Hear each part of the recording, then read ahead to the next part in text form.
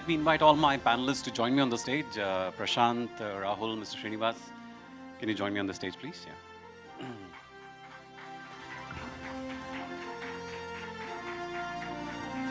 So this session, I'm particularly happy to be moderating this session because this topic is very close to my heart because I come from the city of Bangalore, which is India's Silicon Valley, and we are very busy minting a new unicorn almost every month, right, Prashant? Yeah, absolutely. So Prashant, it's a very ambitious question that we're asking today on this panel. We are asking if, can any of these unicorns, for example, Rahul's Moglix, can it become a global brand?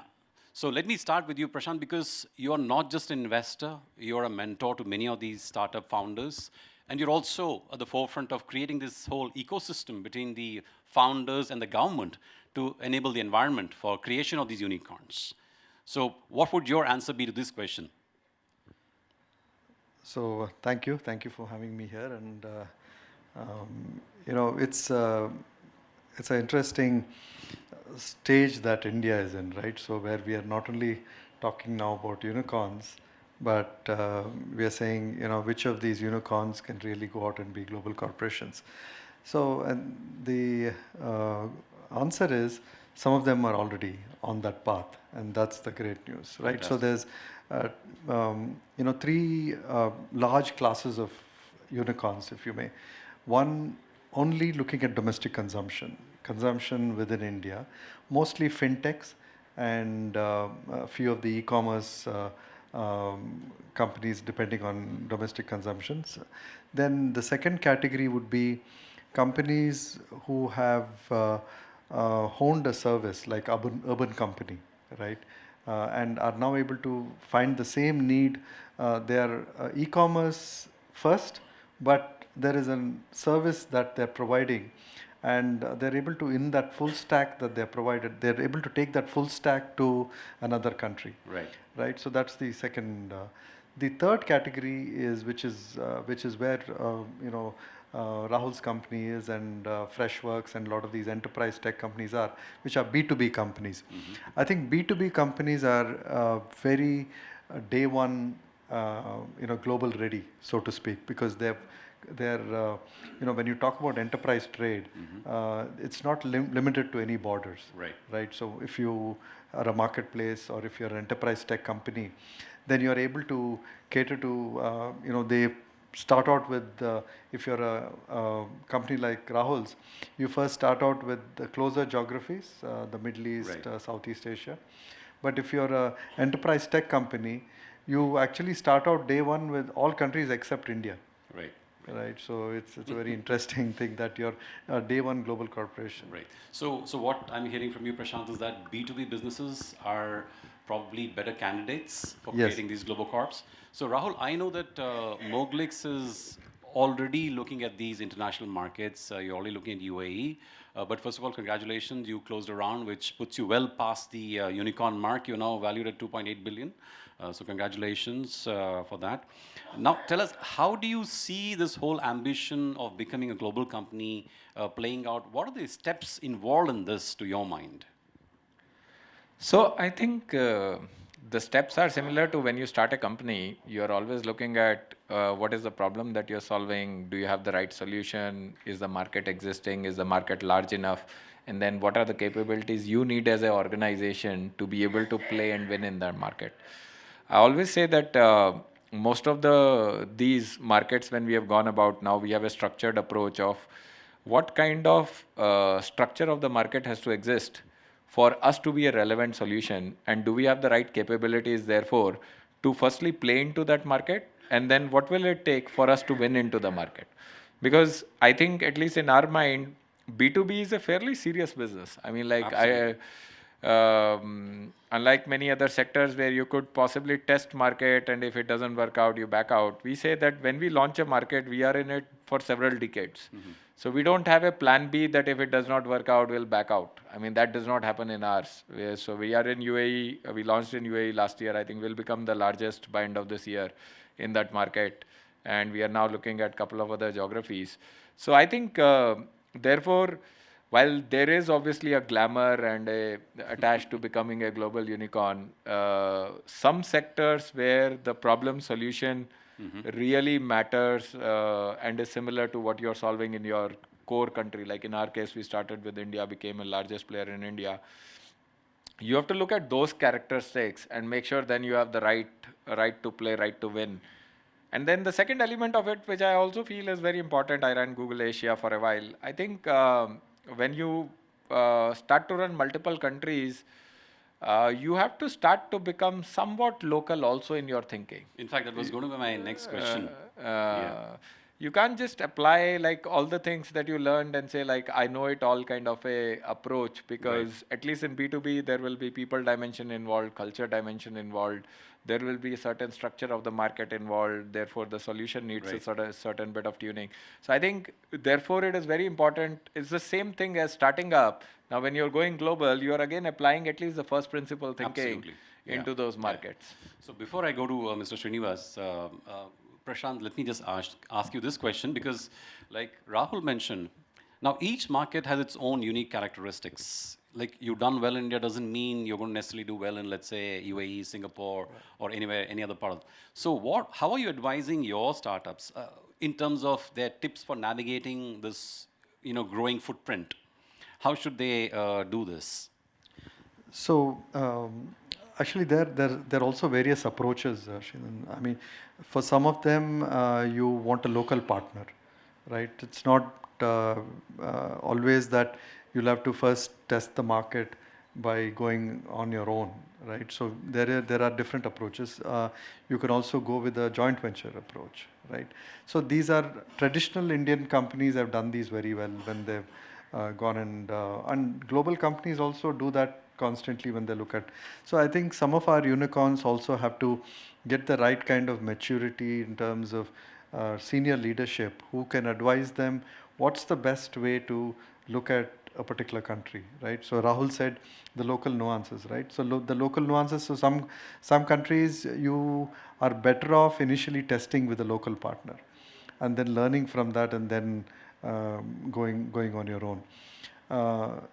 But I think in the other advice we give them is, if it's a B2C company, there it's very difficult to beyond a point localize what you're doing, right? Because a B2C company usually has a very sharp product that they're able to offer, and you need to just make that product work in that local geography. So so there you have to find a country where the localization is minimal. And in a B2B kind of scenario, I think you can kind of adapt better and kind of find ways in which you can serve the local geography. So in general, we have been quite skeptical about B2C companies wanting to go, and I mean, there's not great examples even from the traditional companies. I mean, there's been maybe some of the consumer cosmetics companies like Himalaya and so on have done reasonably okay in the nearby geographies. Largely as exporters. Largely as exporters, more trading into those geographies rather than. But having a presence there, you're having your brand dominate and become number one or two, probably not. So and all the brands that, for example, are now large global brands, they've been through acquisition. For example, a Jaguar Land Rover, or a Novelis by the Birlas. It's a very good point. So in some of these e-commerce situations, you might want to also enter a geography through an acquisition. And because a local brand, you start with a local brand and you build and dovetail some of your other capabilities into the local brand. So in one of our company that is in the personal care and cosmetics, but catering to the Muslim demographic across the world, they are looking at entering certain geographies through a local brand. Right. So, Mr. Srinivas, this is a point and a question that I'm going to ask you, because more than any other activity, I think if an entrepreneurial spirit has to flourish, then it needs an ecosystem. Why do we talk about the Bay Area, the Silicon Valley? Over the last, maybe 50 years, it has attracted people, it has given the infrastructure, it has given the ecosystem. brought in financiers, venture capitalists, engineers. We have not as a country consciously tried to create such a city? I mean, it's happened by default. Bangalore, for example, maybe because of its blessed weather, people, thought, why not go work in Bangalore? But is it possible for us to consciously create such clusters where you have startups becoming, large, and then they go on to become global companies?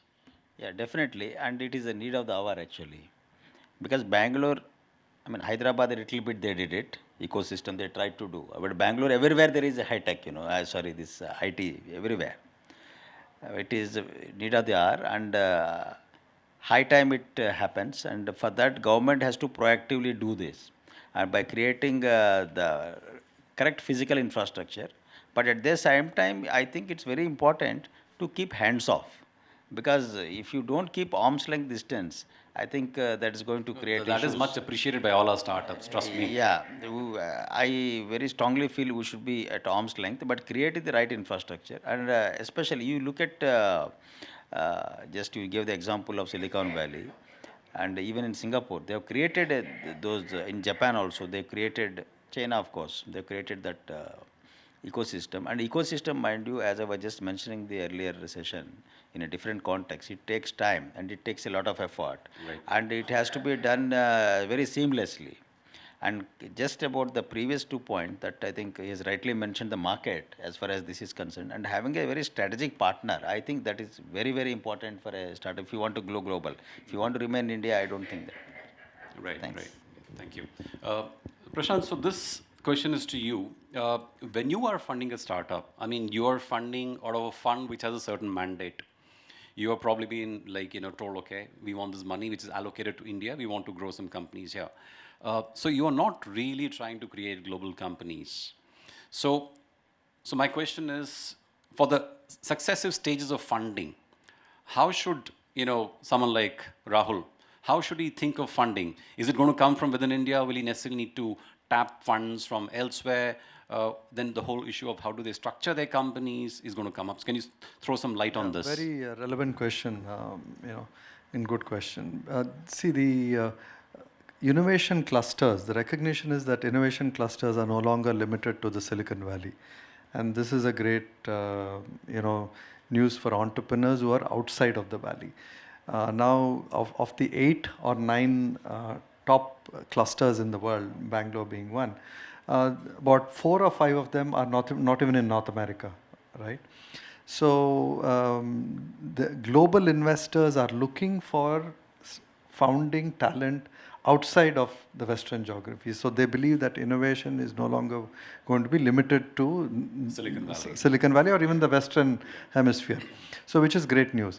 Now, the second thing that has happened over the last 2 to 3 years, because of various developments in China, is that I think investors are also recognizing that India presents a very different, stable opportunity, more open, and it's like, so tech investors like this whole idea of open culture and open source and everything open, and India kind of represents that. So outside of the valley, the only other country that has talent at scale and is open is India. Right. So the whole investor ecosystem is looking towards Indian entrepreneurs, and of course you also know what Indian entrepreneurs have done in the valley. Absolutely. And the top 10 corporations, Many of the startups are Indian-owned, yeah. Indian-owned and Indian Yeah. CEOs have. So this recognition of Indian talent, the recognition of India being the most open country, and third, the recognition that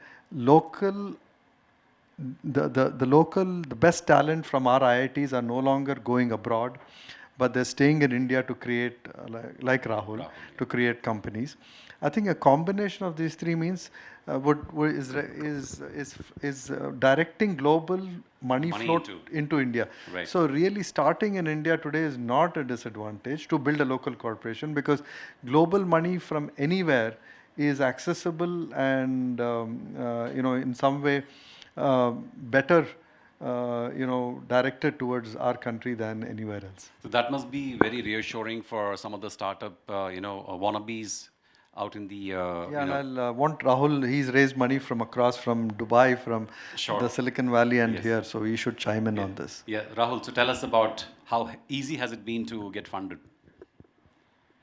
I think for the right reasons and for the right problem being pursued in an honest manner, I don't think access to capital is any longer a problem in India. I think the situation was probably very different 2010 or before that, but at least in our journey, I don't think access to capital has been an issue. And if at all, I think as Prashanth was rightly pointing out, this decade is of India. I mean, I was on a panel in New York talking about like various discussions. I think India is kind of the de facto country in consideration, both from what are the partnerships possible, where can the capital be deployed, what kind of talent is already present, and therefore to build scalable companies, and also just the managerial leadership, technology prowess of Indian talent is, I think, very well established. And I don't think,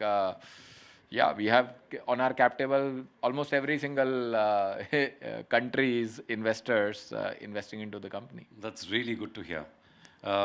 So Prashanth, you briefly mentioned about China. Now, we know that China consciously adopted a go-out policy in the late 90s, maybe even 2000, where they said, okay, we're going to create these huge Chinese MNCs. And we see them around today. I mean, all of us have heard of Huawei. We know of all these big companies, whether it's OnePlus, Xiaomi. They're owned by conglomerates. Sinopec, one of the largest oil and energy companies in the world. Absolutely, yeah. So Tencent. Do you think India needs a go-out kind of a policy which backs these startups in any particular way, or do you think they're doing just fine? They don't need any help?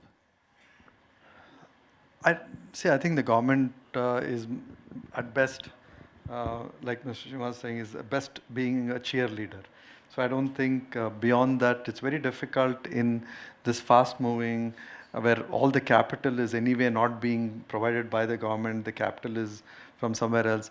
I think you just improve the ease of doing business in this country, right? And kind of be supportive. I think that's the biggest role the government can be playing. And our Prime Minister has been talking about build in India, build for India, and make it for the rest of the world. Yes. So I think beyond that, now I think it's for the Indian entrepreneurs to dream big, and I think a lot of them, like Rahul, are doing that. But some of these journeys take time, right? So great corporations, I mean, I think that's your title. I think great global corporations don't get built in overnight. 3 years, 4 years, 5 years. And I think maybe if there's one thing that I'll tell you is a negative narrative from this whole unicorn thing, is that I think there is an unreasonable expectation now being set in these unicorns delivering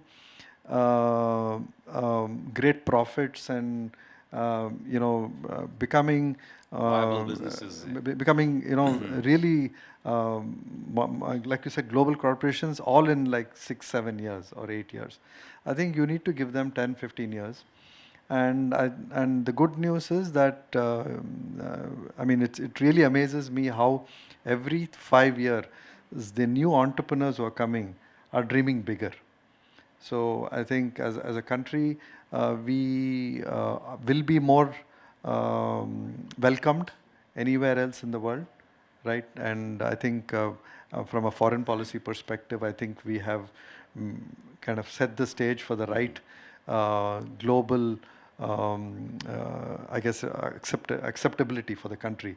So I don't think there's anything stopping our Indian entrepreneurs to go and do business anywhere. Absolutely. So I think we have set the right foundation for this look global and we already do have global. people like Lakshmi Mittal who've gone and built Exactly, the and largest, who's the head of Microsoft, who's the head of anybody else in the valley, Google, right? whatever, It's Google. Yeah.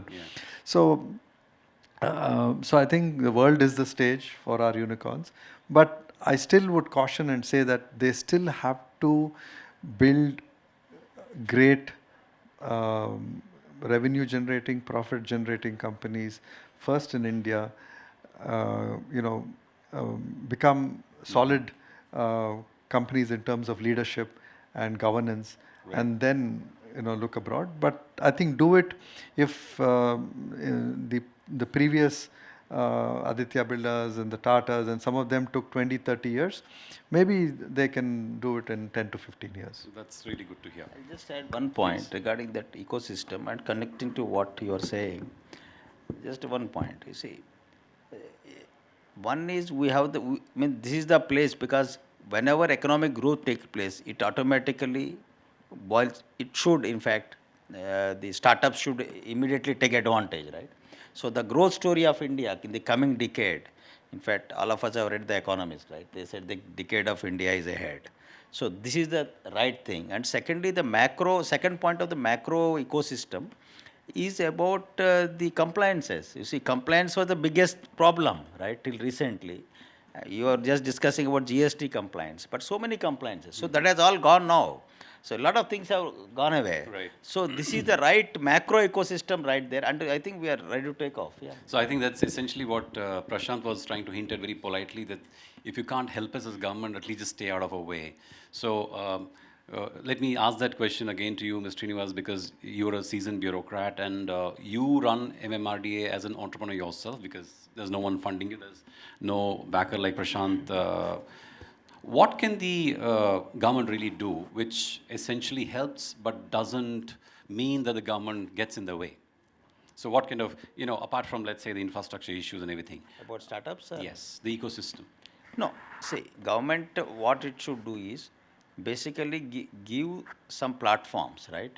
Digital platforms. So the biggest digital platform given to IT startups in India is the India Stack, right? The world's largest, API, they say, it is India Stack. I think not many startups have really taken advantage of it. Those who have taken off, they are actually flying in the stratosphere. I mean, how many of us are aware that is the world's largest API is available just for the making, so the ecosystem is there, and the government has done what it can do. And the biggest two things I was just saying, in a negative way, they have removed compliances, negative things are gone, and positive stories, economic growth is ahead, and we are going to, if not maybe more than China, but if not equal to China, it doesn't matter. Question is we are about to take off. So I think time has come to just to kickstart our things and but tighten our belts and go ahead. Right. Yeah. So Prashanth, I know that today you're going to be meeting the CM of Karnataka later this evening for dinner, and you're going to be taking some unicorns along with you. So what are you going to tell the CM there? See, I think digital infrastructure we've been very good at providing, and that is great because that's the soft infrastructure. But I think physical infrastructure, I think we still, most of our cities, and I'm not talking about Bangalore specifically, right, but definitely even Bangalore, I think we have a lot of catching up to do. When you look at where is our competition coming from? It's coming from Singapore today. It's coming from Dubai. A lot of our talent is going to look at, and say, what are the options, right? We have. So the more open you are as a country, and the more your talent will also is at risk, right? Absolutely. So I would say, physical infrastructure is a 10, 15, 20 year planning exercise, right? So people have to really get in. So unfortunately, I think the way planning happens in our cities, every 5 years or 10 years when we plan, we just take the previous plan and we do some, they call it coloring. I don't know, in different cities it is, this zone becomes this color, that. So they kind of mix up those colors again and again, and then something new happens, right? So there is, disruptive thinking, like what Mr. Srinivas was talking about, like India Stack. Right. I think you also alluded to that. The smart city thinking, if it needs to really get to the next level, you need somebody like a Nandan, or somebody who really he gave the he gave the vision that was required to have this kind of world-class India stack, which is now today. I think in the next 6 months, India stack we will be doing more transactions than Mastercard across the world. That's How crazy. amazing is that? That's amazing. 200 million transactions per day, right?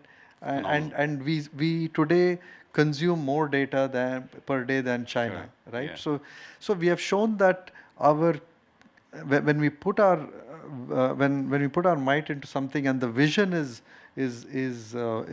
big enough and has the right implementation, we can deliver. Right. I think physical infrastructure we have also shown when it comes to some of the highways and the roads and the intercity infrastructure is definitely getting there. Right? So there is hope in infrastructure too. Now city planning is a much more complicated animal, and somehow we don't have the right template to do it in our kind of complex political and bureaucratic setup. And might be this is something Mr. Srinivas has some ideas, and we need some new thinking on this. The current approach of doing it is not going to work. Absolutely. So it's just not announcing these new plans, but the nuts and bolts it's a combination of talent, maybe lateral talent beyond the bureaucracy. It's a combination of long-term vision that is not disrupted by new governments, right? And then enough capital to back it up. A combination of all these three is what at least I will tell our Chief Minister in Karnataka, that Bangalore will become a top 2 hotspot or a top 3 hotspot from the 6 or 7 if just its infrastructure could absolutely be different. So we have a couple of more minutes. Rahul, let me ask you this question on talent. How easy is it for you to convince, let's say, a top draw talent to come and work for you, especially if you want them in a city like, Noida or Bangalore? I think from India, I don't think it is that difficult in terms of globally. Globally, I would say it's very, very hard. I think, and globally, I will divide it into Indians versus non-Indians. Yeah. So today we start to have Indians who have graduated from Stanford, Indians who have graduated from Chicago GSB, like London Business School. They have relocated and they are working in Noida. So I think I wouldn't say that it is a very high percentage of Indians coming back and working in some of the cities, but it is also because it's a combination of family decision and where they want to be. It's not just a professional decision at that point, it's a combination of those. But I would say that non-Indians, I think we are very far as a country to really create that, I would say, the brand image, because I think we have all the ingredients. We have just probably need a bit more brand imaging, because I walk into the JFK airport. It's like shitty airport. So and you walk into any of the airports, even the smaller airports like Hyderabad or even Varanasi today, and many of those. We have some of the best airports, and yes, there is city infrastructure, inside, which needs to get up. But I think there is a lot of marketing we need to do as a country to represent the real India, which is already there, because most of the perception is like a 20-year-old perception of what India was. Right. So in Bangalore recently we built a metro station, which is almost like an airport, fully air conditioned.